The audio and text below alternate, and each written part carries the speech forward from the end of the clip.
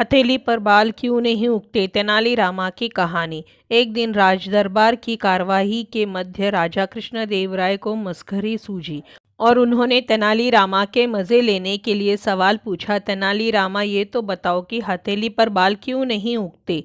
सवाल सुनकर तेनालीरामा समझ गए कि आज महाराज मजाक करना चाहते हैं। हाजिर जवाब तेनालीरामा का। तुरंत कोई जवाब न आता देख महाराज बोले, क्यों तेनालीरामा, हर सवाल का उत्तर तो तुम तपाक से दे देते हो। आज क्या हुआ? कुछ नहीं महाराज, बस मैं ये सोच रहा था कि किसकी हथेली पर। तेनालीरामा ने शांति से पूछा। हमारी हथेली पर तेनालीरामा। महाराज अपनी हथेली देखते हुए बोले।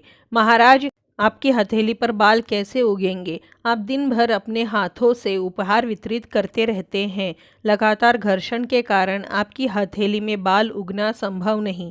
तेनालीरामा ने उत्तर दिया। चलो मान लेते हैं, लेकिन तुम्हारी हथेली पर भी तो बाल नहीं है। ऐसा क्यों?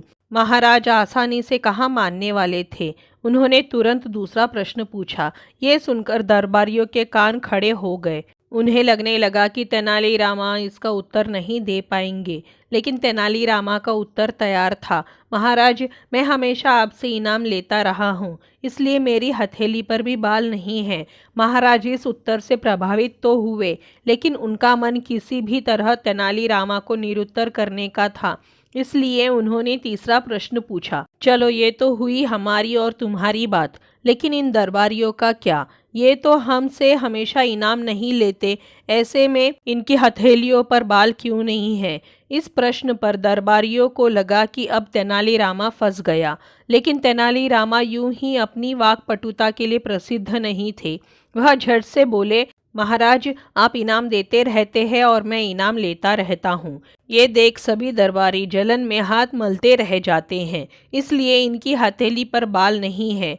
ये सुनना ही था कि महाराज ठहाका लगाकर हंसने लगे। उधर दरबारियों के सिर शर्म से झुक गए।